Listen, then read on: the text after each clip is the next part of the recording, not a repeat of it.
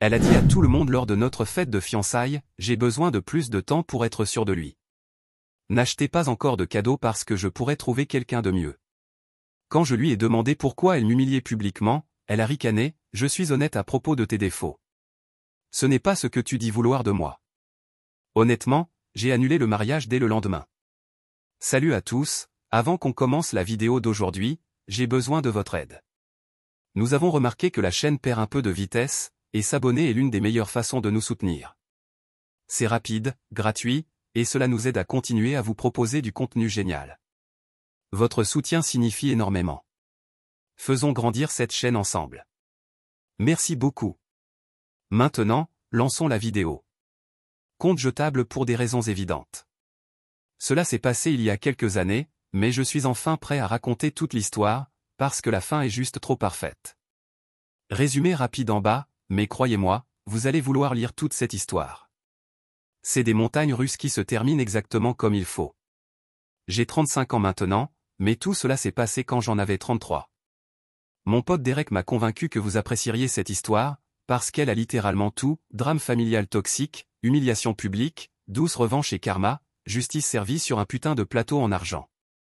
Sérieusement, cette histoire a plus de rebondissements qu'une fabrique de bretzels, et une fin qui vous fera croire en la justice cosmique.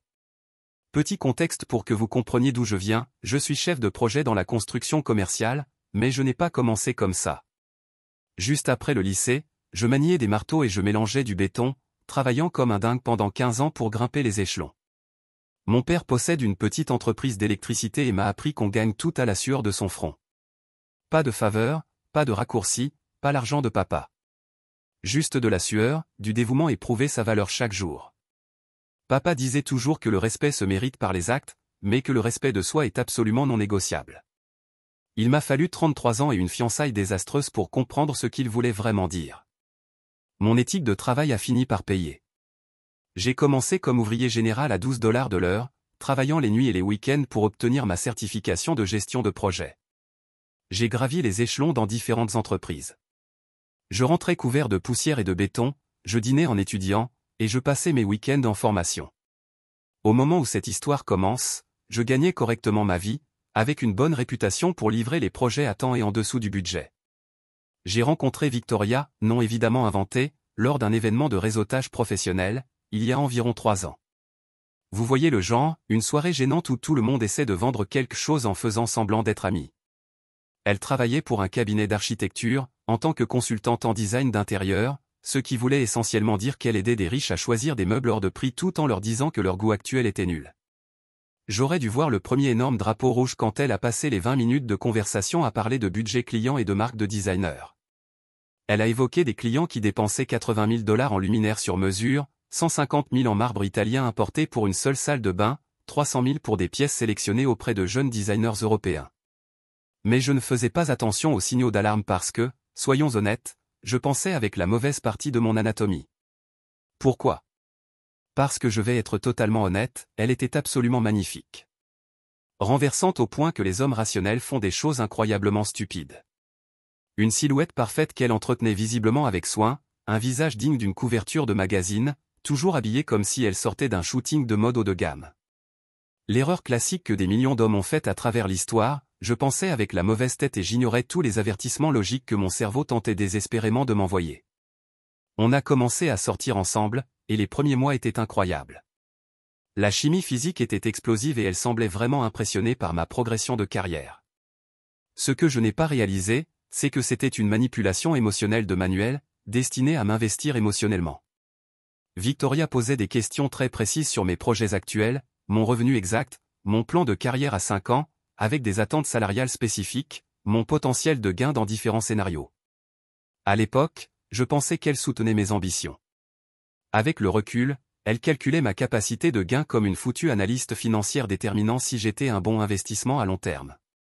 Les conversations suivaient toujours le même schéma, elle commençait par des questions innocentes sur ma journée, puis orientait lentement vers le travail, puis creusait sur l'argent et ma trajectoire de carrière. Elle hochait la tête avec approbation quand je mentionnais des augmentations ou des primes, et ses yeux brillaient littéralement quand je parlais d'entreprises connues pour bien payer. Mais si je parlais de collègues ayant eu des revers financiers, son intérêt diminuait visiblement. 8 mois plus tard, j'ai obtenu une grande promotion comme chef de projet senior, avec une augmentation de 15 000 $, ce qui portait mon total à environ 85 000. La réaction de Victoria a été intense, soudainement, elle parlait constamment de notre avenir ensemble et à quel point elle était fière d'être avec quelqu'un qui allait vraiment loin. À l'époque, ça paraissait romantique, mais aujourd'hui je vois bien que c'était purement transactionnel. Puis une énorme opportunité s'est présentée, une entreprise de construction dans sa ville m'a proposé un poste de chef de projet principal avec un salaire de base de 95 000 $, plus des primes de performance pouvant me faire dépasser les 6 chiffres pour la première fois. Victoria était extrêmement enthousiaste à l'idée du déménagement, ce qui m'a surpris puisque cela signifiait vivre à 3 heures de ma famille et de mes contacts professionnels. Elle a pris un congé au travail pour m'aider à chercher un appartement, passant des heures à étudier les quartiers et à créer des tableaux Excel détaillés. À l'époque, je pensais que c'était un véritable partenariat. Maintenant, je réalise qu'elle protégeait son investissement et s'assurait que son ticket repas ne lui glisse pas entre les doigts. Grâce à elle, nous avons trouvé un bel appartement de 2 chambres pour 2 800 $ par mois. J'ai insisté pour que nous partagions toutes les dépenses à parts égales, 50-50, malgré le fait que je gagnais 20 000 $ de plus qu'elle. Elle a accepté, mais n'était clairement pas ravie de devoir payer sa juste part. Deuxième drapeau rouge que j'ai complètement ignoré comme un parfait imbécile. Sa famille, c'était encore autre chose. Son père, Rick, travaille dans la vente d'assurance et se comporte comme s'il était un gros bonnet de Wall Street, alors qu'en réalité, il vend simplement des polices de base à des familles de la classe moyenne. Il conduit une BMW en leasing qu'il ne peut clairement pas se permettre, porte des costumes de créateurs hors de prix probablement payés à crédit, et parle constamment de grosses affaires qui ne se concrétisent jamais. Sa mère, Linda, ne travaille pas du tout, elle n'a pas occupé d'emploi rémunéré depuis plus de 15 ans. Elle passe ses journées entre les cours de yoga, les rendez-vous chez l'esthéticienne et les virées shopping dans des boutiques de luxe, le tout financé avec de l'argent qu'ils n'ont définitivement pas. Elle considère le shopping comme une carrière à temps plein et parle toujours de ses investissements dans sa garde-robe. Ils vivent dans un immense manoir de banlieue probablement hypothéqué à ras-bord, 6 chambres, 4 salles de bain, garage pour 3 voitures, piscine, tout le pack de statut social banlieusard. Que de l'apparence et des symboles coûteux, mais aucune véritable solidité financière derrière. Dès notre premier dîner en famille, ils m'ont traité comme si j'étais inférieur à eux, socialement et financièrement, alors que je gagnais nettement plus que Rick. Rick faisait des remarques méprisantes sur le travail manuel et les métiers physiques, avec un ton condescendant, même si mon rôle demandait des compétences techniques avancées et de sérieuses responsabilités en gestion. Linda me demandait sans arrêt quand j'allais passer à une vraie carrière, comme la finance ou le droit, comme si gérer des projets de construction de plusieurs millions de dollars n'était pas réel. Victoria se contentait de rire de ces remarques comme si ce n'était que des taquineries familiales inoffensives, mais ça me mettait hors de moi à chaque fois. Sa sœur Ashley est honnêtement la pire, 29 ans, n'a jamais gardé un emploi plus de 6 mois, vit toujours chez ses parents sans payer de loyer et ne contribue à rien du tout. Elle passe ses journées à poster des stories Instagram sur des brunchs hors de prix et des achats de luxe, se comportant comme une influenceuse lifestyle avec ses misérables 800 abonnés.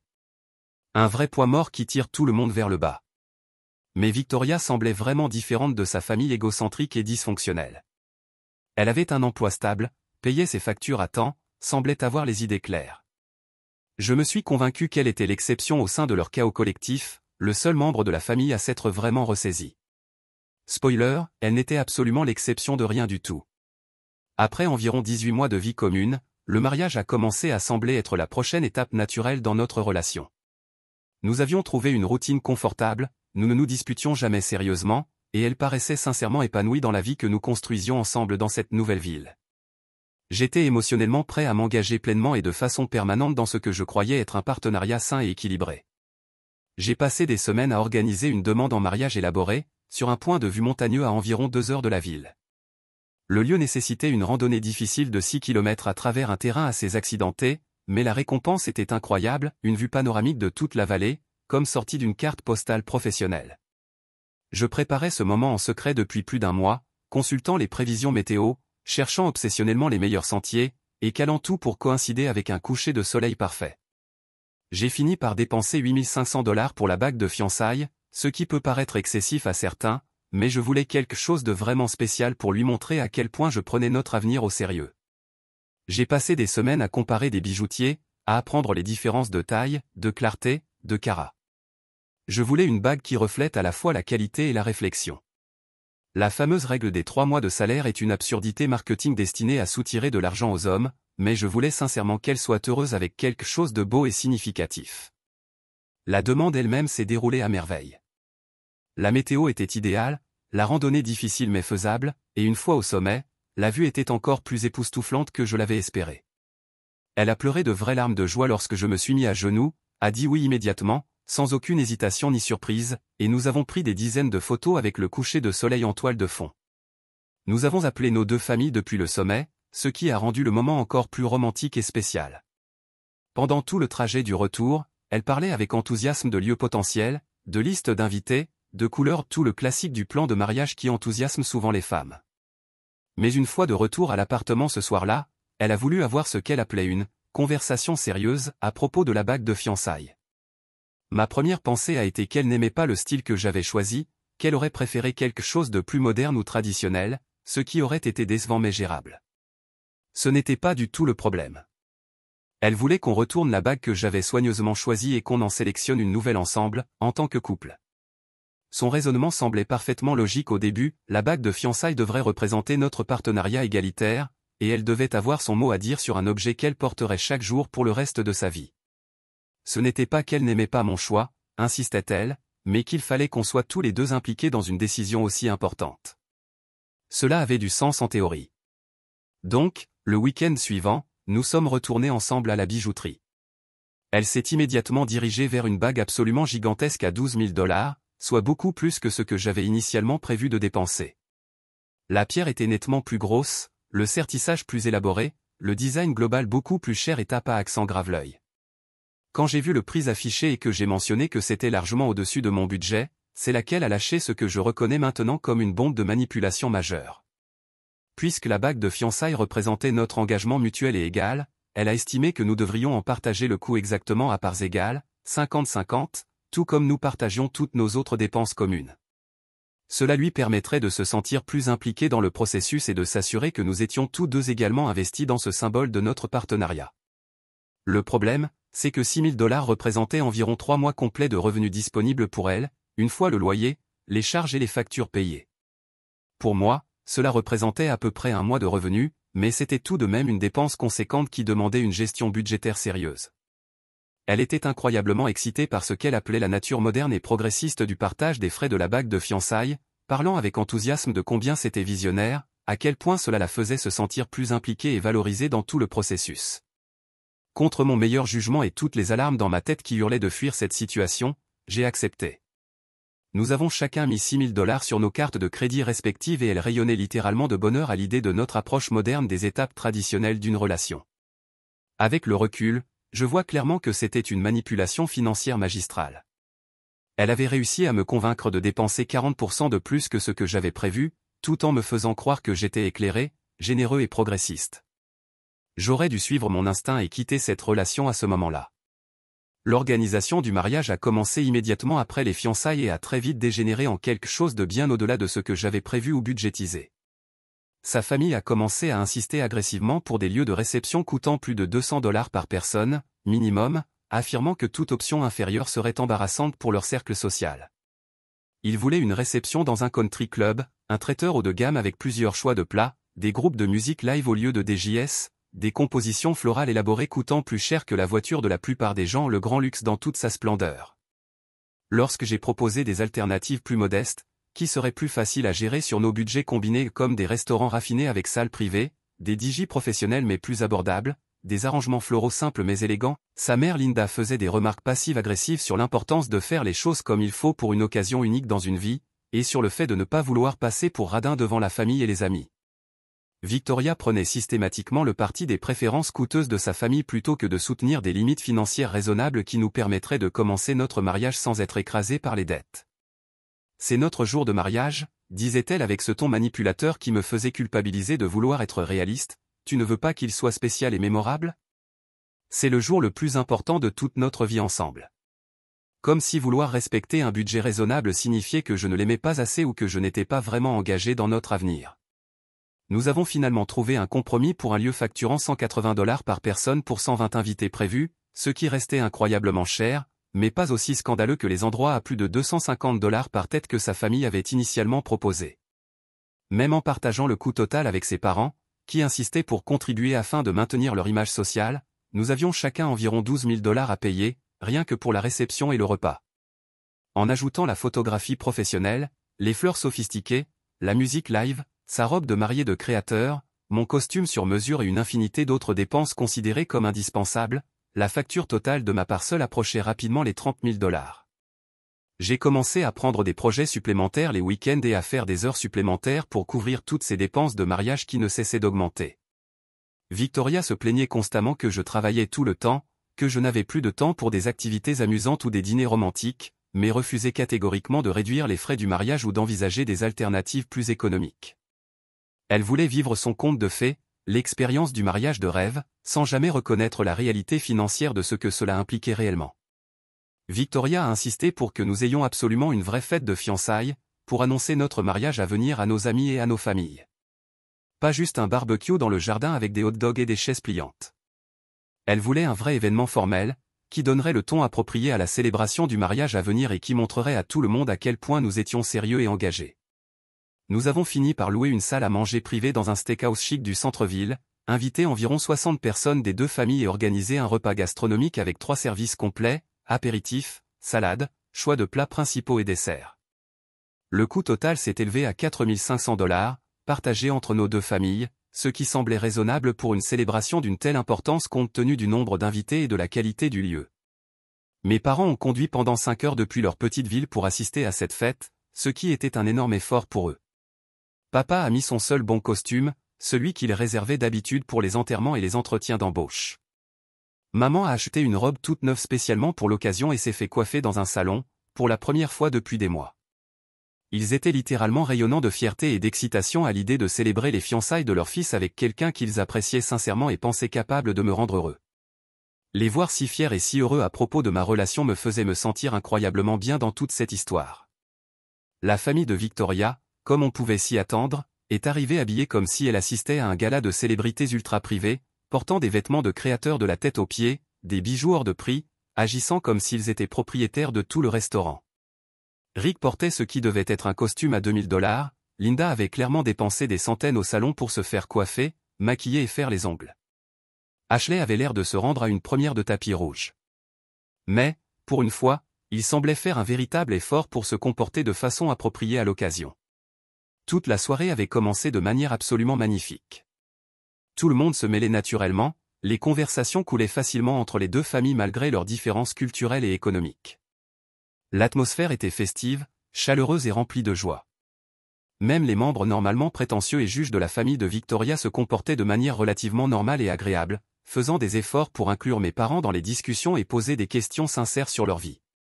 La nourriture était d'excellente qualité, exactement ce qu'on pouvait attendre d'un restaurant haut de gamme. La salle privée était absolument magnifique, avec toutes les décorations que sa sœur Ashley avait personnellement tenu à organiser, fleurs, bougies, couverts élégants, tout était raffiné et spécial sans être trop ostentatoire ni prétentieux. À mi-chemin du dîner, mon meilleur ami Derek s'est levé pour porter un toast qui s'est révélé être incroyablement émouvant. Derek me connaît depuis l'université et a prononcé un discours sincère sur combien il était heureux de me voir avec quelqu'un qui faisait ressortir le meilleur de moi-même. Il a parlé de notre longue amitié, de comment il m'avait vu travailler d'arrache-pied pour construire ma carrière, à quel point il était enthousiaste à propos de mon futur bonheur, et combien il avait hâte de se tenir à mes côtés comme témoin au mariage. Toute la salle était réellement émue par ces mots sincères. Tout le monde a levé son verre pour célébrer. Plusieurs personnes avaient les larmes aux yeux. L'ambiance dans la salle était absolument parfaite et magique. C'était honnêtement l'un de ces moments rares où tout semble parfaitement aligné dans le monde, entouré de ceux qu'on aime le plus, célébrant quelque chose de profondément important et significatif. Puis Victoria s'est levée pour répondre au magnifique discours de Derek. J'ai naturellement supposé qu'elle voulait remercier tout le monde d'être là pour célébrer avec nous, peut-être dire quelque chose de gentil et touchant sur combien elle était reconnaissante pour tout l'amour et le soutien des deux familles. Au lieu de cela, elle a commencé à parler, et j'ai littéralement senti mon sang se glacer dans mes veines pendant que mon estomac tombait au sol. Merci à vous tous d'être ici ce soir pour célébrer avec nous. Avoir chacun d'entre vous ici ce soir signifie absolument tout pour nous deux. Jusque-là, tout allait bien. Tout le monde souriait et hochait la tête d'approbation. Mais je tiens à mentionner quelque chose d'important, s'il vous plaît, ne vous sentez pas obligé de commencer à acheter des cadeaux de mariage ou de faire des réservations d'hôtel ou quoi que ce soit pour la cérémonie. La pièce est devenue nettement plus silencieuse alors que les gens essayaient de comprendre ce qu'elle était en train de dire. Je sentais littéralement mon sourire se figer de façon étrange sur mon visage pendant que mon cerveau tentait désespérément de comprendre ce qui se passait. Pour être complètement honnête avec tout le monde, je suis encore en train de traiter toute cette histoire de fiançailles. C'est un tel pas immense dans la vie, et j'ai vraiment besoin de plus de temps pour m'assurer que je suis complètement prête avant qu'on commence à fixer des dates officielles et rendre tout cela juridiquement contraignant. Un silence total et absolu a rempli la salle. On aurait pu entendre une épingle tomber sur la moquette. Je suis resté là, complètement choqué, essayant de comprendre ce qui venait de se produire pendant que 60 personnes nous regardaient comme s'il s'agissait d'un accident de voiture multiple au ralenti juste devant elles. La mâchoire de mon père s'est littéralement ouverte de stupeur. Ma mère avait l'air de s'être fait gifler physiquement. La copine de Derek, Lisa, a chuchoté, mais qu'est-ce qu'elle fait là, assez fort pour que toute la table l'entende. Même les membres de la propre famille de Victoria semblaient absolument mortifiés et embarrassés. Apparemment, même eux ont compris qu'elle avait franchi une limite sociale majeure et humilié tout le monde. Victoria s'est tranquillement rassise sur sa chaise, a attrapé ma main sous la table et a chuchoté « On en parlera ce soir en privé », comme si elle n'avait pas littéralement piétiné notre relation en public devant toutes les personnes qui comptaient le plus pour nous. Les 2 heures restantes de la soirée ont été un supplice absolu. Les gens ne savaient pas s'ils devaient nous féliciter ou nous présenter leurs condoléances. Chaque conversation semblait forcée, maladroite et inconfortable. Environ la moitié des invités sont partis bien plus tôt que prévu, y compris mes parents, qui ont soudainement prétexté ne pas se sentir bien et devoir reprendre immédiatement la route. Honnêtement, c'était la soirée la plus longue et la plus inconfortable de toute ma vie. Je voulais juste disparaître sous terre. Le trajet de retour en voiture s'est déroulé dans un silence total, sauf pour Victoria, qui fredonnait joyeusement des chansons à la radio comme si absolument rien d'étrange ou de dévastateur ne s'était produit lors de notre fête de fiançailles. Je serrais le volant si fort que mes jointures devenaient blanches, essayant désespérément de trouver quoi dire à propos de ce désastre. Nous sommes rentrés dans notre appartement commun et j'ai attendu environ 30 secondes avant de complètement perdre mon calme et mon sang-froid. C'était quoi ce désastre ce soir? Elle a répondu innocemment, quoi donc? Comme si elle n'avait vraiment aucune idée de ce à quoi je pouvais faire référence. Toi, debout devant tout le monde à notre fête de fiançailles, en train d'annoncer que tu n'es pas sûr de vouloir m'épouser. Elle est immédiatement devenue sur la défensive et agressive, ce n'est absolument pas ce que j'ai dit. J'ai juste mentionné que j'avais besoin de plus de temps avant qu'on fixe une date officielle pour le mariage. Il n'y a rien de mal à être honnête sur mes sentiments pendant notre fête de fiançailles. Après que nous ayons planifié activement notre mariage pendant des mois. Après que je vienne de dépenser 4 500 $ pour cette célébration censée annoncer notre engagement. C'est alors qu'elle a prononcé la phrase qui a mis fin à notre relation de manière permanente et irréversible, je suis juste complètement honnête avec tout le monde sur ce que je ressens. L'honnêteté, ce n'est pas ce que tu dis toujours vouloir de moi? Tu préférerais vraiment que je mente et que je prétende être prête alors que je ne le suis pas vraiment? Je l'ai regardé fixement pendant 10 bonnes secondes, essayant de digérer l'audace et la manipulation incroyable de ce qu'elle venait de dire. Tu sais quoi, Victoria? Tu as parfaitement raison sur une chose, je veux effectivement une honnêteté totale et complète. Alors laisse-moi être brutalement honnête avec toi maintenant. Si tu n'es pas sûr de vouloir m'épouser après 2 ans de relation, alors c'est complètement terminé entre nous, dès maintenant. Son visage est devenu complètement blanc de choc. Quoi? Tu me quittes sérieusement juste parce que j'ai dit que j'avais besoin de plus de temps? C'est complètement extrême et irrationnel pour un simple commentaire. Je mets fin à cette relation parce que tu as choisi de m'humilier devant toutes les personnes que j'aime, au lieu d'avoir cette conversation en privé, comme une adulte. Cela me montre exactement à quel point tu me respectes, moi et notre relation. On s'est disputé pendant plus d'1 heure. Elle a utilisé toutes les tactiques de manipulation imaginables, les larmes, la colère, le marchandage, le gaslighting, le chantage émotionnel, l'arsenal complet de la guerre psychologique. Elle n'arrêtait pas d'insister sur le fait que je réagissais de manière totalement démesurée et que je détruisais notre relation entière à cause d'un simple commentaire innocent. Elle disait que j'étais incroyablement contrôlant et déraisonnable. Elle a tout essayé, promis qu'elle ne referait jamais ça, affirmé qu'elle était juste nerveuse et avait parlé sans réfléchir, assuré qu'elle voulait vraiment m'épouser mais avait juste peur de prendre un engagement aussi énorme, suggéré que nous allions en thérapie de couple pour résoudre ce malentendu. Mais pour moi, c'était terminé. Définitivement terminé. Quand quelqu'un vous montre clairement qui il est à travers ses actes, il faut le croire la première fois, au lieu de chercher des excuses ou d'espérer un changement. Cette nuit-là, j'ai dormi dans la chambre d'amis, mais je savais déjà avec une certitude absolue que notre relation était finie, définitivement et irréversiblement. Le lendemain matin, j'ai informé calmement Victoria que je quittais définitivement et immédiatement notre appartement commun.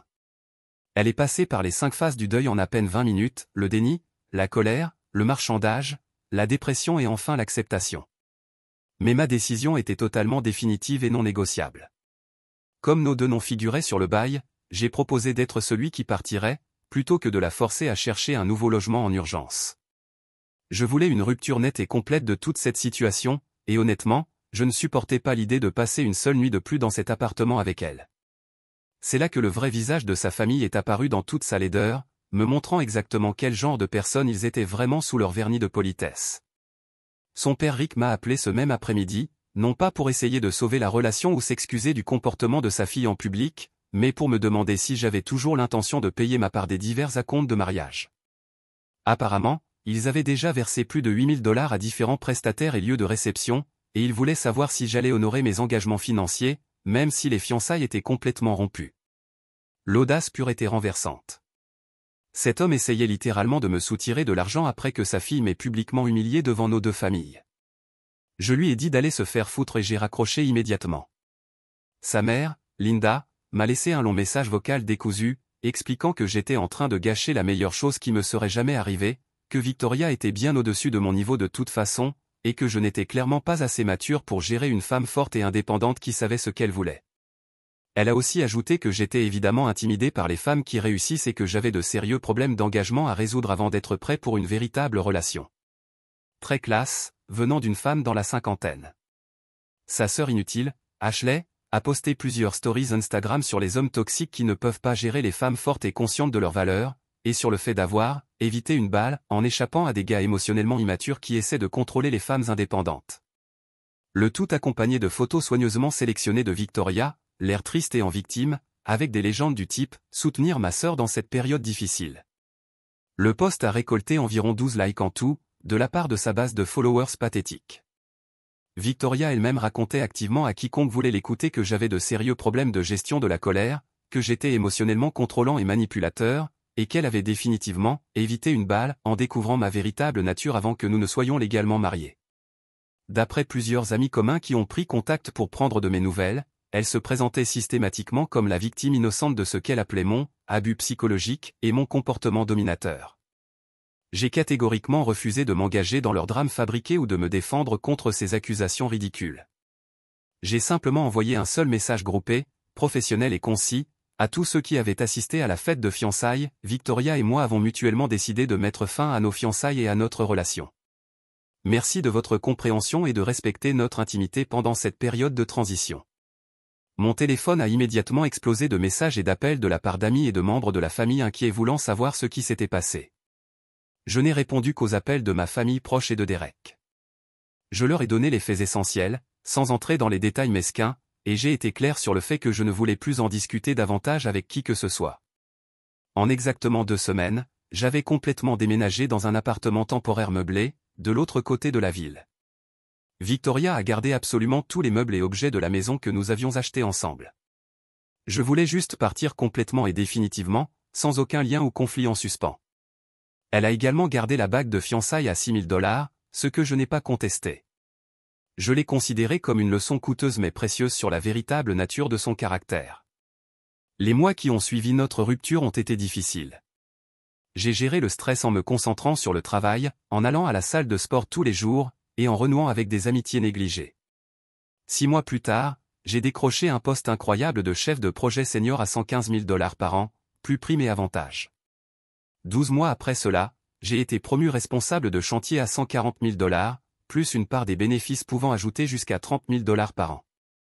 2 ans après la rupture, j'ai lancé ma propre entreprise de conseil en construction. J'ai gagné 180 000 $ la première année, et 250 000 la deuxième. Pendant cette période, j'ai rencontré Sarah, une infirmière praticienne qui possède sa propre maison entièrement payée et qui a sa vie parfaitement en ordre. Elle est financièrement responsable, émotionnellement mature et véritablement bienveillante, tout ce que Victoria n'était pas. Nous sommes ensemble depuis 8 mois dans la relation la plus saine que j'ai jamais connue. Pendant ce temps, la vie de Victoria s'effondrait. Elle avait perdu 3 emplois successifs, était retournée vivre chez ses parents, et avait pris beaucoup de poids. Sa famille traversait de sérieuses difficultés financières à cause de l'échec progressif du cabinet d'assurance de Rick et des problèmes d'hypothèque croissants. Le karma faisait son travail.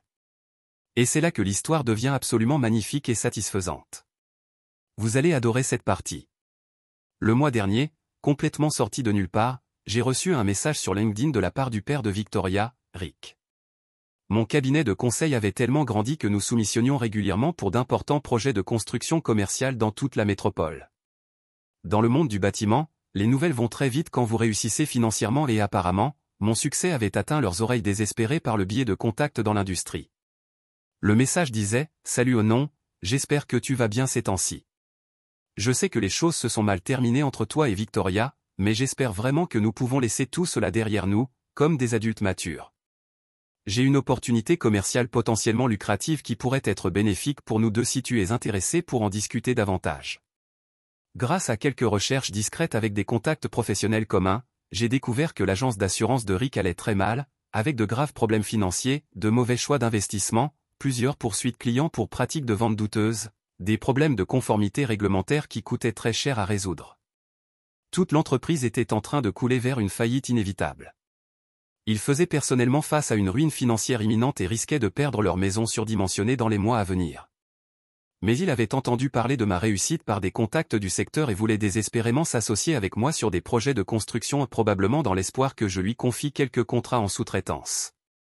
J'ai complètement ignoré son message pathétique et je l'ai bloqué sur LinkedIn. Exactement 2 semaines plus tard, Victoria elle-même m'a contacté directement, non pas via LinkedIn ni aucune plateforme professionnelle.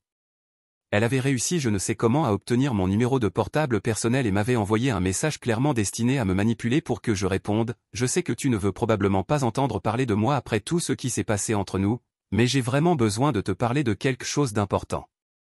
Est-ce qu'on pourrait se voir autour d'un café bientôt, s'il te plaît ?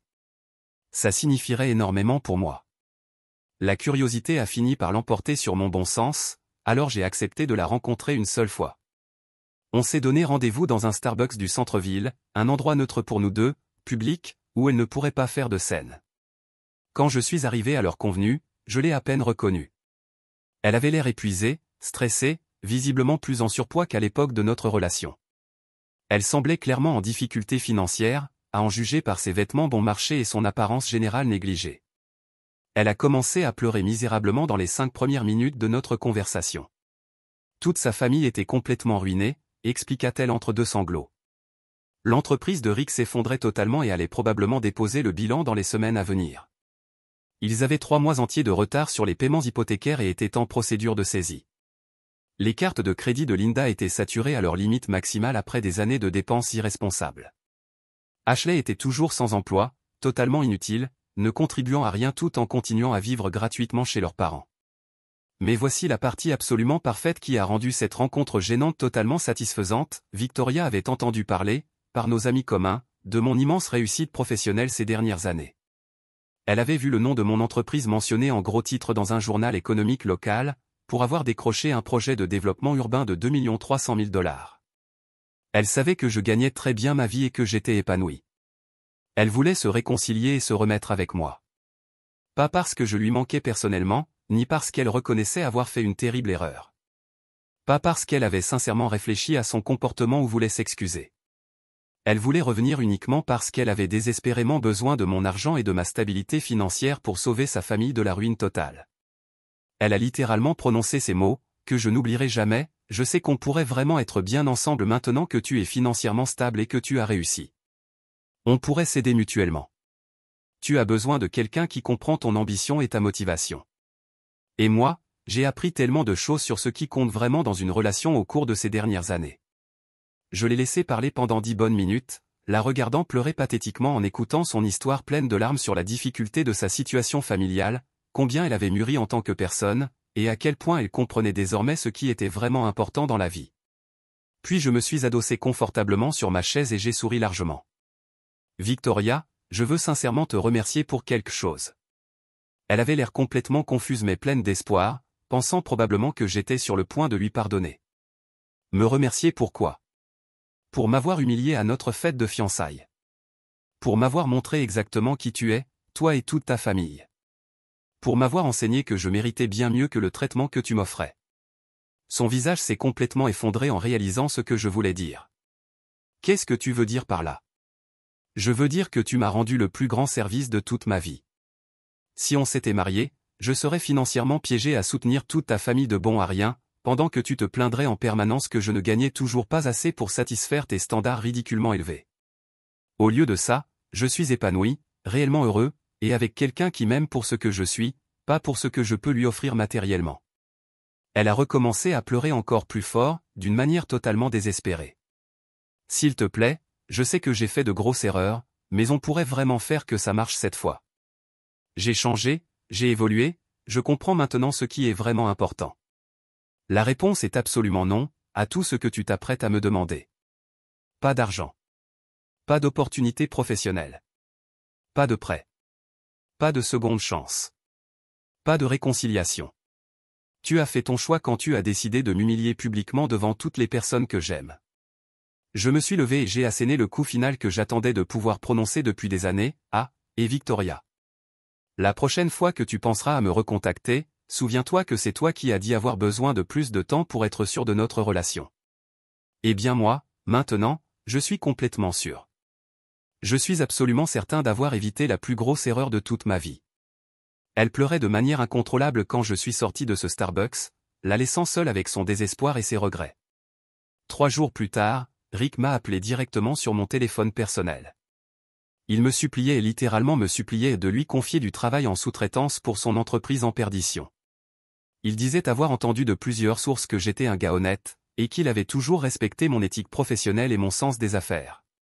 Le même homme qui avait fait des remarques condescendantes sur les métiers manuels tentait maintenant désespérément d'obtenir du travail manuel de ma part. Je lui ai dit exactement la même chose que j'ai dit à sa fille pathétique, va te faire foutre. La semaine dernière, je suis passé pour la première fois depuis des années devant leur ancien quartier de banlieue et j'ai vu un grand avis de saisie jaune vif affiché bien en évidence sur leur pelouse. Pour que tout le monde le voie. C'était une sensation absolument incroyable de voir leur chute de mes propres yeux.